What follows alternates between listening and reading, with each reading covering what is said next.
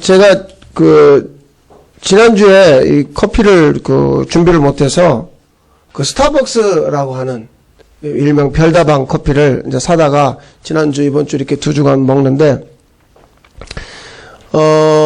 몰랐어요. 이렇게 스타벅스 커피 맛이 이런 줄 제가 옛날에도 마셔봤는데 요번에 다시 알게 된 게 뭐냐면 우리는 이제 원두 커피를 지금 어떻게 마시고 있냐면 제 주변 이웃교회 목사님이 그런 취미가 있어서 직접 생두를 사다가 볶는 기계를 사서 볶아서 이렇게 이제 먹어요. 그러니까 시중에서 뭐 커피 한 잔에 4,000원, 5,000원 한다면 우리가 커피 1kg를 사는 생두값이 한 15,000원에서 2만원 해요.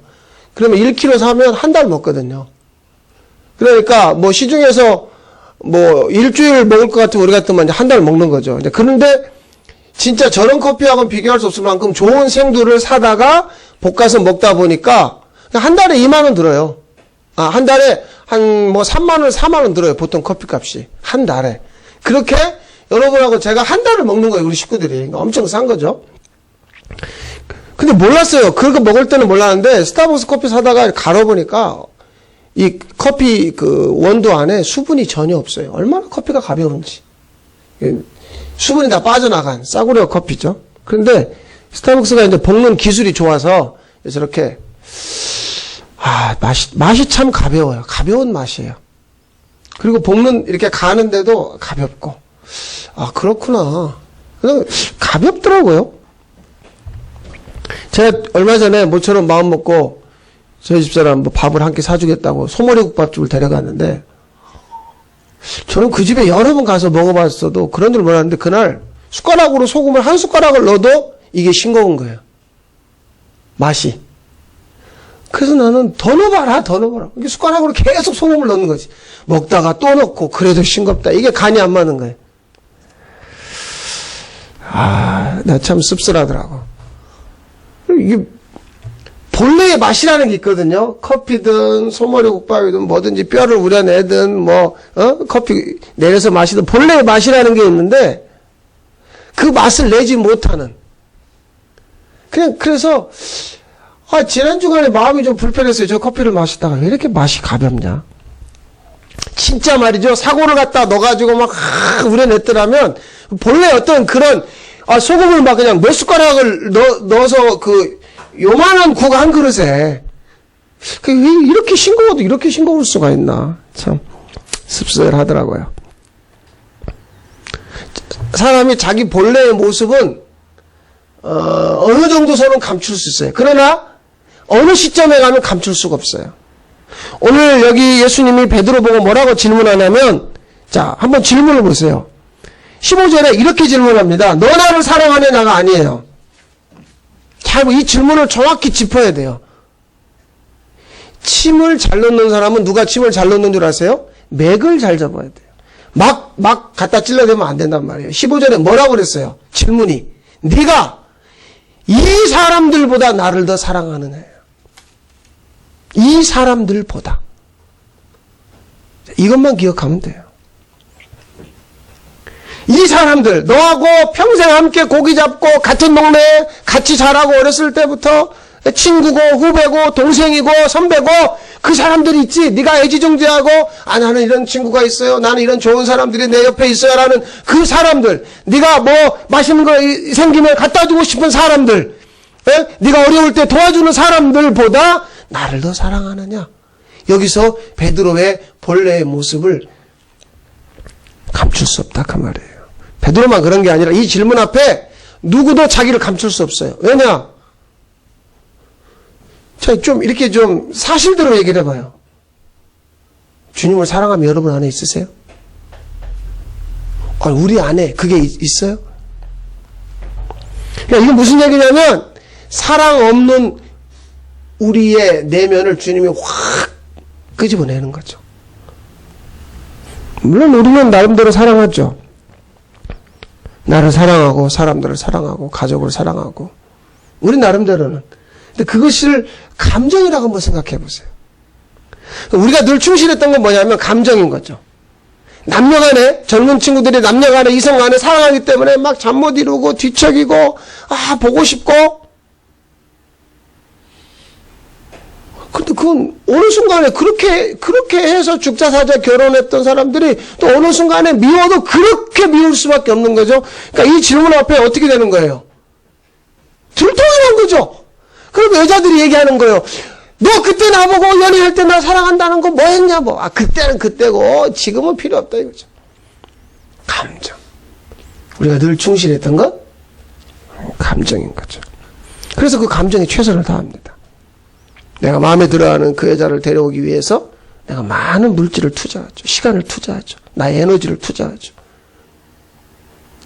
이번 주 목요일이 수능인데, 수능에서 원하는 점수를 얻기 위해서 그냥 막 중학교 때부터 벌써 고등학교 많은 걸 투자하는 거예요. 거기다가 과외다, 학원이다, 뭐 EBS다, 뭐 쪽집게다, 뭐다 막 거기다 투자하는 거예요. 자기 감정에 충실하는 거죠. 그런데 애가 만약에 점수를 원하는 건 못 얻었다 하면 부모가 내가 너한테 못 해준 게 뭔데? 이 멍청한 놈아, 뭐 누구 닮아가지고 그러냐, 쥐어받고 난리 나는 거죠. 이번 주 목요일 날도 그럴 일이 없으면 좋겠지만 또 몇 명의 아이들이 뛰어내려서 죽겠죠. 자기 감정에 충실한 거예요. 내가 이거밖에 안 되나? 그래서 자기가 자기 감정에 충실해서 뛰어내리는 거죠. 내가 이 점수 가지고 얼굴을 들 수가 없는 거죠. 그것도 자기 사랑이에요. 그러니까 내가 나를 사랑하니까 내가 이거밖에 안 되는가? 이 사랑 없는 가벼움이 너 이 사람들보다 네가 가지고 있는 그것, 네가 중요하게 여기는 그것보다 나를 더 사랑하니 이 질문 앞에 다 들통나는 거죠. 그게 바로 사랑 없는 가벼움이라는 거죠. 그 참을 수 없는 가벼움으로 살았던 것이 18절입니다. 자, 18절 한번 보세요. 뭐라고 되어 있죠? 네가 젊어서는 스스로 띠띠고 원하는 곳으로 다녔거니와. 이게 사랑 없는 가벼움은 뭐냐면 내가 주인이 되어서 나 원하는 곳으로 다니는 거죠. 그런데 여러분 이거를 사실은 나쁘다고 말할 수 없는 게 자기가 원하는 어떤 걸 이룬 사람을 세상에서는 성공한 사람이라고 그래요.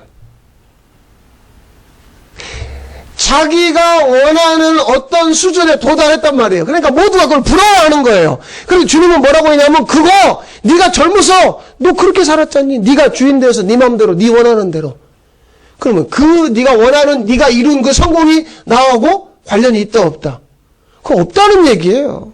네가 어떤 금자탑을 쌓고 네가 대단한 업적을 이루고 네가 누가 봐도 부러워할 만큼 네가 그렇게 살았다 할지라도 그거는 사랑 없는 가벼움이야.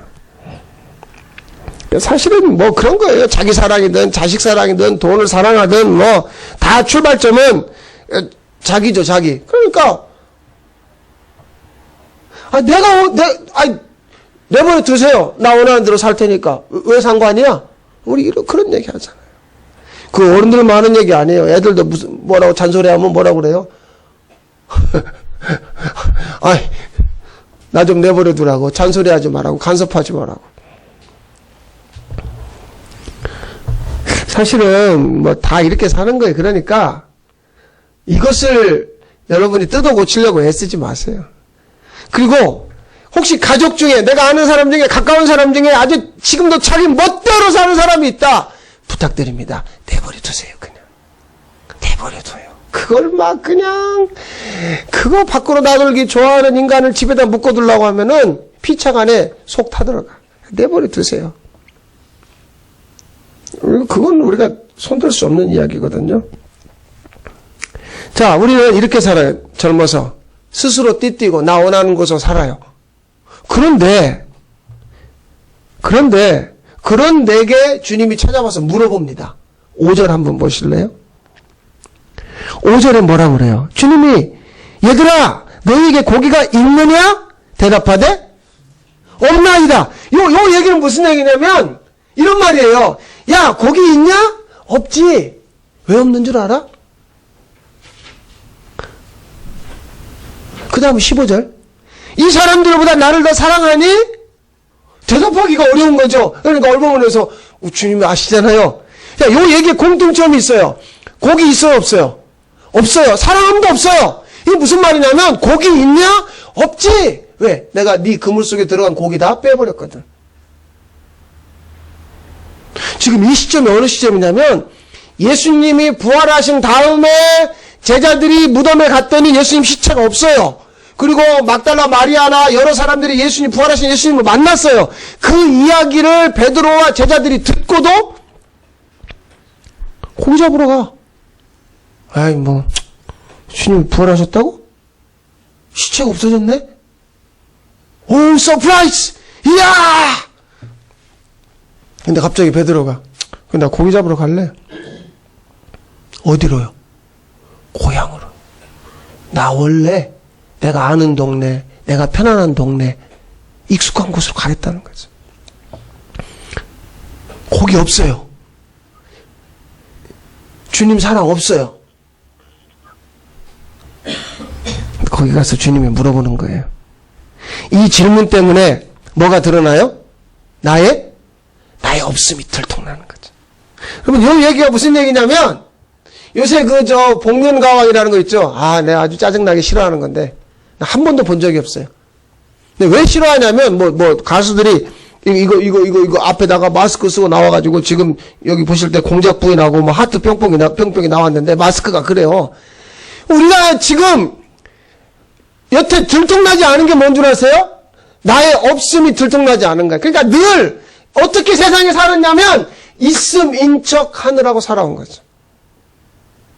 나 그래도 이만큼 있어. 나 그래도 누구한테 말할 만큼 있어. 계속해서 뭐 하는 거예요? 가면 쓰고 마스크 쓰고. 그러니까 이게 얼마나 스트레스 받냐고요. 그러니까 들통나면 이 마스크 어떻게 해야 돼요? 그러니까 이 복면가왕에서 서로 딱 둘이 붙어가지고 지는 사람 어떻게 해야 돼요? 마스크 벗어야 돼요. 안 보셨어요? 말씀만 보시고 기도만 하시나 이런 건 안 보죠. 실패한 사람, 그날 진 사람은 벗어야 된다고요. 주님이 우리의 복면을 벗겨주시는 게 은혜란 말이에요. 왜? 나의 없음이 들통나버렸거든. 나는 나름대로 있는 줄 알았어요. 그런데 주님이 와가지고 고기 있냐? 너 나 사랑하니? 우리는 계속해서 있다고 생각하거든요. 자식도 있고 돈도 있고 난 남들보다 건강도 있고 뭣도 있고 다 있다고 생각하는 거죠. 코미디.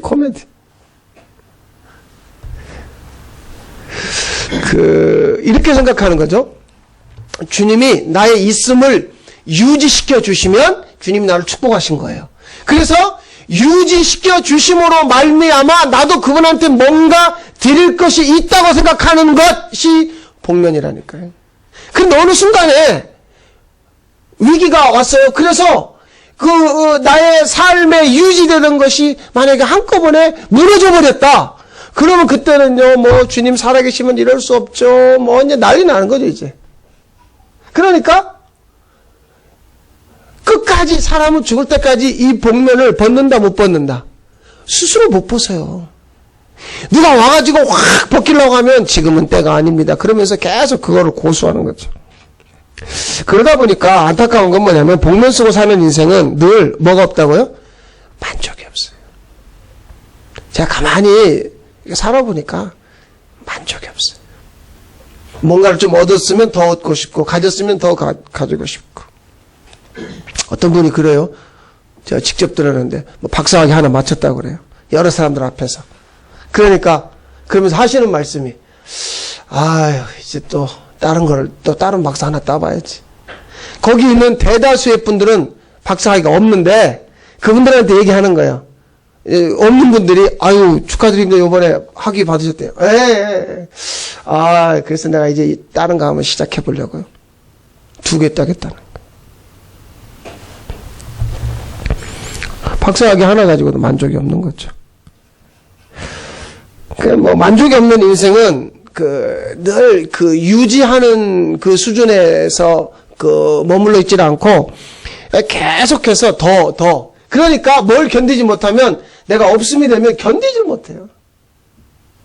내가 만약에 내가 있음이라고 생각했던 그런 것들이 사라져버리고 내가 없음이 돼버리면, 근데 요즘 제가 이 이야기를 참 저희 집에서 많이 하는데 우리 주부에도 지금 실어놨지만 나의 없음이 주님의 뭐가 돼요? 있음이 되거든요. 그게 구원이란 말이에요. 그러니까 내가 없어져야, 야, 거기 있냐? 없지. 왜? 내가 빼버렸거든. 네 인생에서 네가 원하는 거 빼버렸어. 그거를 뺄 수도 있고 줄 수도 있는 분이 누구라는 거예요? 주님이라는 걸 확인시켜주기 위해서. 그러니까 이 세상에 창조되기 전에 세상에 아무것도 없었죠. 땅이 혼돈하고 공허하며 흑암이 깊은 위에 텅 비었고 그 없음에서 말씀으로 뭐가 돼요? 있음이 되죠. 빛이 있어라, 뭐가 있어라, 뭐가 있어라. 그러니까 있음이라고 하는 구원은 어디서부터 출발해요? 없음에서. 근데 우리는 뭘 못 견디느냐? 내가 만약에 없음이 되면 못 견디는 거예요. 그러니까 점수 없으니까 떨어져 죽는 거죠. 지금 계속 그런, 이게 인터넷이라든지 뉴스가 발달되고 나니까 맨날 나오는 소식이 그거 아니에요. 가장이 일가족 데리고 다 죽었다는 둥, 다 죽이고 지는 죽으려고 했는데 안 죽었다는 둥. 그 뭘 못 견디는 거예요? 자기의 없음. 오늘 지금 비가 와서 그렇죠. 비 안 오면 저 석사천이나 공주천에 가보세요. 막 사람들이 뛰고 달리고 걷고 막 자전거 타고 막 자기의 있음을 유지하려고, 없음은 있음이 되려고 몸부림치는 거죠. 왜 주님이 지금 이 질문을 하는 줄 아세요? 이건 지금 뭐냐면 고기를 빼버리는 게 주님의 계획이고 나한테서 주님 사랑 없음을 다 들통나게 하는 게 주님의 계획이란 말이에요. 그러면 얘기가 좀 달라지죠. 내가 주님 사랑이 없는 게 아니라 내 안에 주님 사랑할 것이 있을 것 같으면 주님이 그걸 빼가버린다고요. 왜 빼가느냐? 너는 죽었다 깨어나도 누구밖에 사랑한다? 너는 너만 사랑한다. 그치? 그거를 탄로내기 위해서 그럼 그 주님이 우리한테 확인시켜주는 작업 중에 하나가 떨어뜨림이죠. 서로 떨어뜨려놔요. 주님이 제자들하고 떨어졌죠. 그게 뭐냐면 십자가죠. 그러니까 주님이 죽어버리니까, 자기들하고 떨어져 버리니까, 제자들은 다 자기 살겠다고, 자기 죽을 것 같으니까 다 도망가 버리잖아요. 그래서 따로 떼어놓으시는 거죠. 왜냐하면 이게 뭐냐면 사랑 있음과 없음을 확인하기 위해서 그래요. 저 멀쩡한 자식을 군대 보내는 거야, 그러니까 그 불쌍한 엄마가 내 얘기 들어보니까 또 손으로 편지를 썼대요, 그 엄마가. 그러면 아들이 그걸 받아보면서 뭘 확인하는 거예요? 엄마가 여전히 나를 뭐한다? 사랑하는구나. 근데 같이 붙어 있는데 아침에 엄마가 다니고 있었는데 저녁에 와보니까 엄마가 편지 썼다 그러면 우리 엄마가 많이 외로운가? 많이 힘든가? 이거 이상해지는 거예요. 근데 하나님의 작업이 뭐냐면 서로를 떨어뜨려 놓고 따로 떼어놓는 거죠. 거기서 확인하는 거예요. 그래서 남편을 좀 멀리 지방에 발령 내놨더니 남편은 거기서 바람피고 부인은 여기서 딴 놈하고 놀고 떨어지면서 뭐가 확인했어요? 사람들은 몸이 멀어지면 또 멀어진다? 마음도 멀어진다? 그러니까 우리의 사랑 없음이 거기서 다 들통나는 거라고요. 누가 사고 치는 줄 아세요? 따로 떨어진 상태에서 혼자 있는 사람들이 사고를 치거든요. 확인했어요. 사랑 없구나. 이 부부간에, 이 사람들 안에 사랑이 없다는 걸, 이 집단 안에, 이 민족 안에 사랑이 없다는 걸 떨어뜨려 놔요.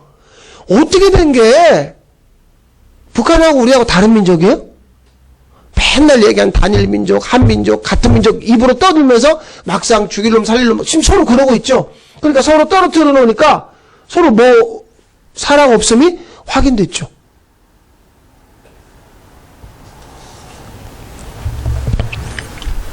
하나님은 내가 만약에 조금이라도 사랑하려고 그러고 내가 뭔가 그거에 마음을 딱 들려고 하는 순간 하나님은 하나님의 사람들에게 하시는 작업이 이거예요. 떨어뜨려요. 야, 이게 정말 중요한 얘기거든요. 왜냐면 자 보세요. 사랑한다. 그럼 반드시 사랑하는 사람은 뭘 해요? 희생하죠. 사랑과 희생은 무슨 메뉴예요? 이건 세트 메뉴예요. 동전의 양면이라고요.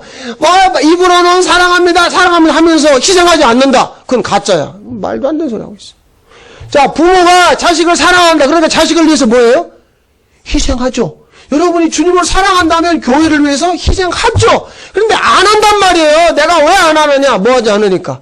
사랑하지 않으니까. 지금 나도 지금 먹고 살기 바빠 죽겠어요. 무슨 소리예요. 내가 그럴 수 없어요. 희생하지 않죠. 사랑하는 대상을 위해서는 사람은 희생하게 돼 있단 말이에요.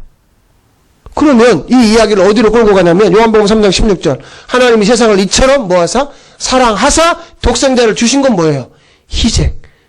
사랑하니까 주시는 거죠. 그런데 말이에요. 자, 요한 1서 4장 10절 한번 읽어볼까요? 시작. 사랑은 여기 있으니 우리가 하나님을 사랑하는 것이 아니요 하나님이 우리를 사랑하사 우리 죄를 속하기 위하여 화목제물로 그 아들을 보내셨음이라. 우리가 하나님 사랑한 것이 아니요 하나님이 우리를 사랑하사 아들을 화목제물로 보냈다. 사랑과 희생. 그러니까 사랑의 출발점은 누구라는 거예요? 하나님이라는 거죠. 그러니까 우리끼리는 사랑한다, 희생한다. 그건 감정이에요. 근데 하나님이 시작했어요. 하나님이 사람들을 사랑하사 자기 아들을 내어주시는 희생. 그래서 사랑은 여기 있으니 우리가 하나님을 사랑한 것이 아니요 하나님이 우리를 사랑하사. 요 대목에서 목에 가시가 하나 걸릴 건 뭐냐면 우리가 언제 이걸 요구한 적이 있어요? 우리가 언제 아들 달라고 그랬어요? 주님한테? 아들 주세요. 우리 얘기한 적 없죠? 우리는 우리의 현재의 삶의 유지, 그냥 우리 살게만 해주세요지, 우리가 언제 십자가에 무슨 예수 이런 데 우리가 원한 적 없단 말이에요. 그런데 성경은 자꾸 뭐라고 하냐면 하나님이 사랑하사. 이 사랑은 무슨 사랑이냐면 주님의 강제적인 사랑이죠. 이거 우리가 원하는 사랑 아니에요. 우리가 원하는 사랑은 나 먹고 살 만큼 편안하게 해주시고 요번 12일날 시험 보는 우리 애들 점수 잘 받게 하시고 애가 취직 시험 되는데 대기업에 붙게 하시고 아주 그냥 죽을 때까지 그냥 철밥통인 공무원 되게 하시고 애들이 결혼하자마자 아들도 낳고 딸도 낳고 그냥 숭숭 잘 낳고 우리 이런 거 원하잖아요. 근데 왜 거기서 갑자기 하나님이 자기 아들을 죽여가면서 십자가를 들이대느냐. 우리 원하는 거 아니거든요. 그러니까 무슨 사랑이라고요? 강제적인 사랑. 그러니까 그분하고 우리하고는 코드가 안 맞아요.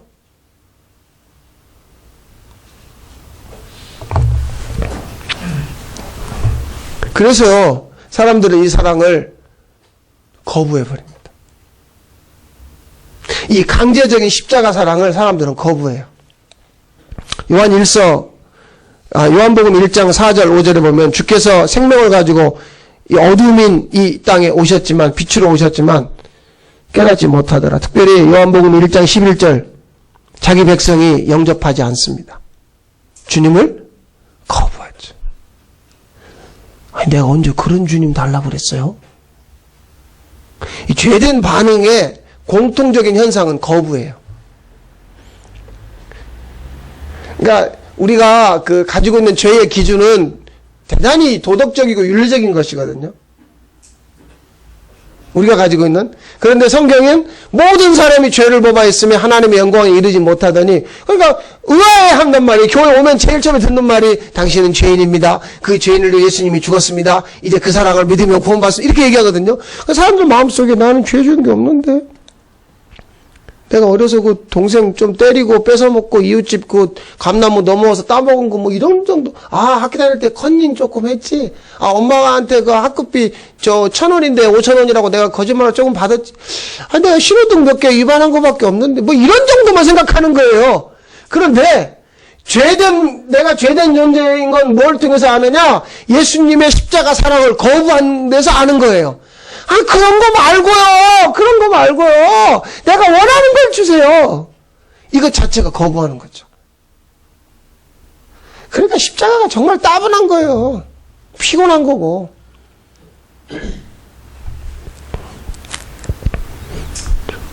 여러분, 이스라엘에게 하나님이 주신 계명이 10계명이죠. 근데 10계명을 주실 때 하나님이 알고 계신 게 뭔 줄 아세요?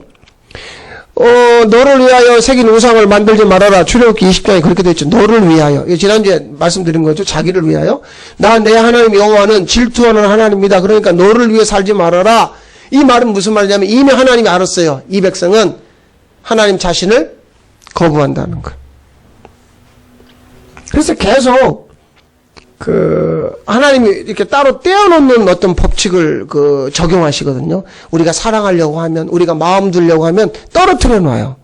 떨어뜨리면서 만약에 떨어졌는데 거기서 주님 사랑이 흘러 들어오면 이 사랑이 확인되는 거, 있음이. 그런데 떨어지고 보니까 별 마음이 없다. 그러면 사랑 없음이 확인되는 거죠. 그래서 믿음조차도 자기를 위해서, 너를 위해서. 그러니까 이스라엘이 금송아지 만들었어요. 누구를 위해서요? 자기를 위해서. 근데 그게 우상이 되는 줄 몰랐다니까요. 왜 몰랐느냐? 하나님 편에서 보면 우상인 거죠. 그러니까 오늘도 우리가 믿음조차도 나를 위해서 믿는 거예요. 열심히 기도하세요. 근데 알고 보면 그 기도의 배후에 누가 자리 잡고 있어요? 내가 자리 잡고 있죠. 하나님 그걸 우상이라고 얘기하는 거예요. 이 이야기는 사실은 마태복음 7장에 나와 있기 때문에 더 이상 설명하지 않겠어요. 그날에 주님 앞에 다 갔는데 주님이 누구세요? 저 모르세요? 내가 주님의 이름으로 귀신 쫓고 능력 행하고 설교하고 선지자 노릇하고 내가 다. 그러니까 주님이 딱 한마디. 나 너 모른다. 너는 네 마음대로 네 멋대로 너를 위해서 네가 살았잖니. 이거 심판입니다. 이거 사실 우리가 벌벌 떨어야 되거든요. 목사로서 그날이 내게 닥칠까봐 두려운 거 아니에요? 신나게 이렇게 살았는데 막판에 가서 너를 위해서 했지. 네가 언제 나를 위해서 철야했니? 너 열심히 살았던 거 그거. 너 헌금 열심히 했지. 누구를 위해서? 너를 위해서 했잖니. 근데 뭐 네가 뭐.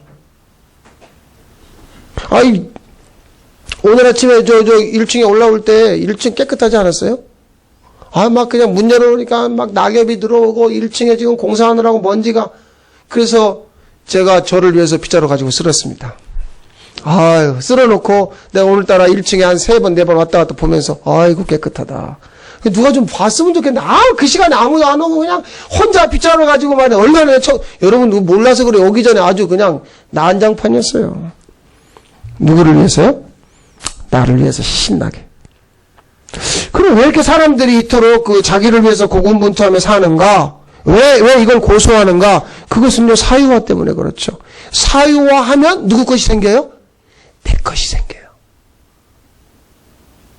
그럼 자본주의는 사유화를 더 번성시키기 위해 생겨났고 공산주의는 사유화를 막기 위해 생겨났지만 실제로는 둘 다 실패한 거죠. 그러니까 사람들은 끝없이 종교도 그래요. 종교도 사람들이 얘기합니다. 우리 교회는 막 이렇게 교회가 전부 다 예수님의 몸이라고 말은 해놓고 전부 따로 국밥이지 지금. 자기 거. 자기가 헌금한 거, 자기가 갖다 놓은 거, 자기가 마음 쓴 거, 자기가 희생한 거, 자기 거. 사유화죠. 하나님이 경계한 건 이거예요. 내가 가진 모든 것, 심지어 자기 몸뚱 안에도 자기 거라고 여기기 때문에 가꾸고 돌보고 거기다가 막 시간 쏟고 돈 쏟고 막 바르고 막 그리고 그건 자기 거기 때문에 그래요. 사유화죠.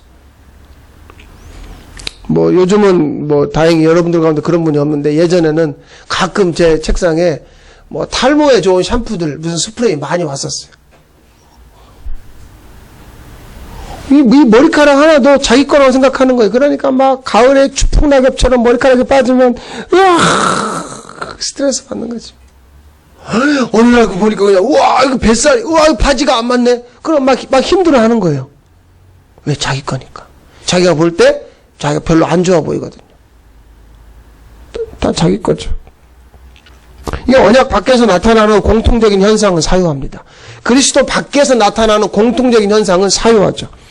그것이 국가든 개인이든 기업이든 관계없어요. 서양이든 동양이든 동족이든 종교든 다 자기 거죠. 사람들은 사유화를 위해 살아갑니다. 지식도요. 남들이 모르는 지식 가지고 있으면 그 사람 앞서가는 사람이에요. 나는 땅이 있어요. 부동산이 있어요. 우리는 집이 있어요. 정보. 다 사유화죠. 근데 이게 뭐냐면 그리스도 밖에서 나타나는 현상은 사유화예요. 왜 그러면 사유화에 이토록 사람들이 애쓰느냐? 사실 그거는 어려운 이야기 아닙니다. 뭐냐면 하나님의 그 언약에 대해서 하나님 자신이 감춰버렸거든요. 감췄다는 게 뭐냐면 어린 양의 비밀을 감춰버린 거죠. 사유화라는 건 어린 양을 통과하지 않으면, 어린 양을 통하지 않으면 사유화가 돼요. 자, 쉽게 말하면 이런 얘기예요. 우리는 어떤 자냐면 어린 양을 통하는 자는 소유권이 이전이 되는 거예요. 이게 출애굽기에서 하나님이 10가지 재앙을 이집트에다 막 쏟아붓잖아요. 근데 마지막 재앙이 무슨 죽음이요?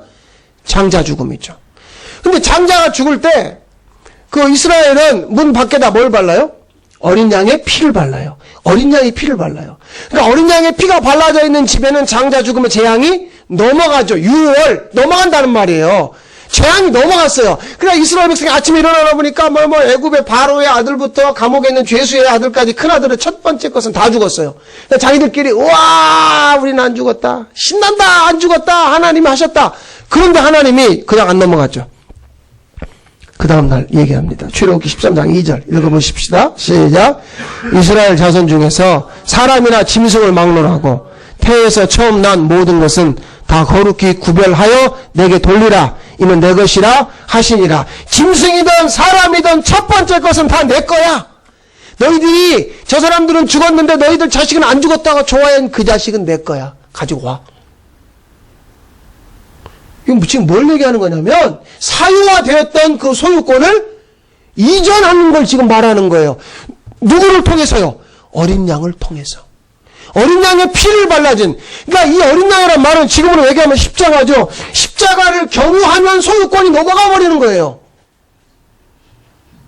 여기 비밀이 있는 거죠. 언약의 비밀이 있는 거예요. 복음이라고 하는 건 뭐냐면 자기 것이 없어요. 누구 것만 있어요. 주님 것만 있는 거죠. 그런데 내 것입니다 라고 말하는 건 어린 양을 십자가를 통과하지 않으면 내 거예요. 근데 십자가를 통과하게 되면 내가 내 겁니다 말할 수 없는 게 성령님이 딱 알게 해버려요. 그거 주님 거지? 예.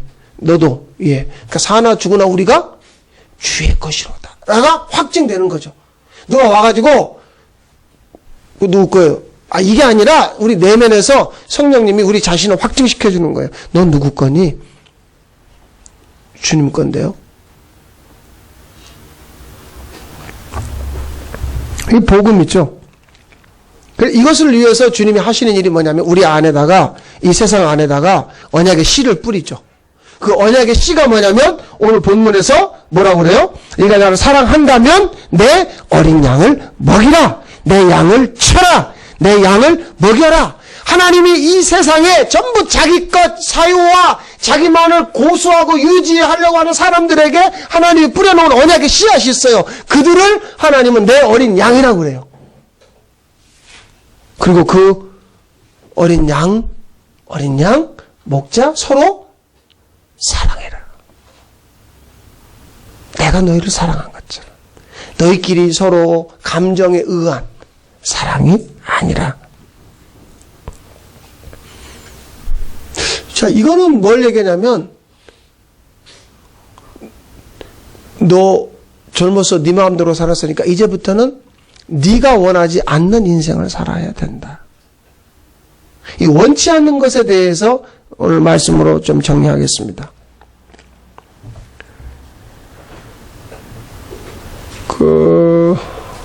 믿음은 그런 거예요. 우리가 하나님의 사람이라고 하는 건 내가 원하는 대로는 지금까지 살았어요. 언약 바깥에서, 그리스도 밖에서. 그런데 그리스도 안에서는 나를 끌고 가시는 분이 있어요. 성령께서 끌고 가요. 군인이 제대하고 오는 군인이 있으니까 얘기하는데, 대한민국 남자 중에 정말 그냥 너무너무 원해서 군대 가는 남자가 있을까요? 예전에 제가 군대에 있을 때 이렇게 무슨 발표하는 시간인데 그거 1등하면 그 일주일짜리 사단장상 포상휴가 준다고 그래서 내가 도전해봤어요. 그랬더니 그 160명 중에 4명이 뽑힌 거예요, 이제. 그런데 1소대, 2소대, 난 화기소대인데 3소대, 이놈들은 전부 다 연고대 나오고 프롤레타리아, 공산주의에 대해서 빠삭한. 나는 별로 그런 게 아는 게 없는데. 마지막 내 시간이 됐는데, 다른 사람들은 시간을 10분 주는 거예요. 근데 이제 막 쫓기니까, 쟤는 5분만 주래. 나 5분 동안 무슨 말을 해야 되나 하다가, 그 심사하는 장교가 중위였는데, 대뜸, 그런 얘기를 했죠. 그 장교님은 군대 오고 싶어서 오셨어요? 그러니까 나를 쳐다보더라고. 이 자식. 야, 군대 오고 싶어서 온 놈이 어딨어? 그렇죠. 저도 마찬가지입니다. 군대 오고 싶어서 온 게 아닙니다. 근데 성경에 항상 기뻐하라! 이런 말씀이 있습니다. 그러니까 원하지 않았지만 오셨으니까 기뻐하면서 사시기 바랍니다. 끝! 그래가지고 내가 1등 먹었네. 그래가지고 진짜 상을 받았어요. 나 진짜 믿거나 말거나 하여튼 수료식 날 내가 대표로 가서 상을 받았는데, 근데 내가 그 말을 가만히 해놓고 보니까, 아니 우리가 원해서 군대 오는 사람 없어요. 그러니까 우리가 원하지 않았던 일이 우리 인생에서 벌어질 때 기뻐하시란 말이에요. 그럼 베드로가 말이에요, 원했던 건 예수님이 멋지게 예루살렘 입성해가지고 다 정리해버리고 예수님이 딱 왕이 돼가지고, 베드로! 요한! 앉아라! 자, 너희들 장관 해먹고 12제자! 예? 지금부터 우리가 이 나라를 이런 식이었잖아요. 그런데 베드로가 몸에다가 칼을 가지고 다녔죠. 예수님 잡히던 날 그 대제사장이 종인 말고의 귀를 잘라버렸잖아요. 왜냐면 칼로 세상을 뒤집으려고. 근데 예수님이 집어넣어. 칼을 쓴 자는 칼로 망하는 거야. 까불지 마. 자기가 원하는 건 칼이었죠. 근데 예수님은 그걸 집어넣으래요. 그럼 예수님 지금 오늘 말씀이 뭐냐면, 젊어서는 네가 네 원한으로 살았지만 이제부터는 남이 네가 원하지 않는 곳으로 너를 데려갈 거야. 남이, 성령이 너를 네가 원하지 않는 곳으로 데려갈 거야. 여러분, 베드로가 성령 받고 사도행전 2장에 보면 막 사람들 앞에 설교를 합니다. 예수님 모른다고 도망가고 저주하고 부인했던 사람이 막 사람들 앞에 떠들기 시작해요. 사도행전 3장에서는 갑자기요, 안진뱅이를 보더니 가가지고 예수 이름으로 일어나라. 이런 베드로답지 않는 짓을 하는 거예요. 베드로가 도망자 베드로가 말이죠.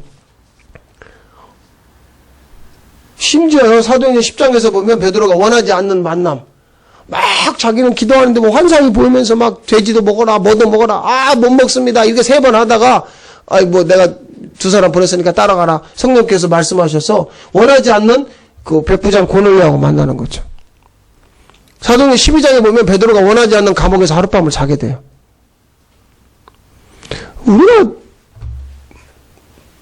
우리가 원하는 건 우리가 원하는 대로 되어지는 자기 사랑이죠. 그런데 주님이 원하는 건 뭐냐면, 나는 너를 원치 않는 곳으로 데려가고 싶다. 네가 원치 않는 곳으로 내가 너를 데려가기를 원한다. 그때 비로소 나는 주님 사랑하는 자 아니구나. 나는 주님 사랑 내게는 없구나. 나는 나만 사랑하는 자구나. 이게 확증이 되면서 내가 원하지 않는 곳에 갔을 때는 뭐밖에 없어요? 주님의 사랑밖에 없어요. 그 사랑이 부어지니까 그 사랑이 나를 끌고 가는 거죠. 이것밖에 없어요.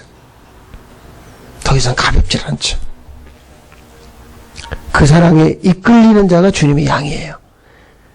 그 주님 사랑 흠뻑 받아 사는 사람이 주님 것이죠. 그 사랑의 이끌림이 여러분에게 있기를 바랍니다. 고맙습니다. 주님, 계속해서 그 사랑으로 우리를 이끌어 주옵소서. 예수님의 이름으로 기도합니다. 아멘.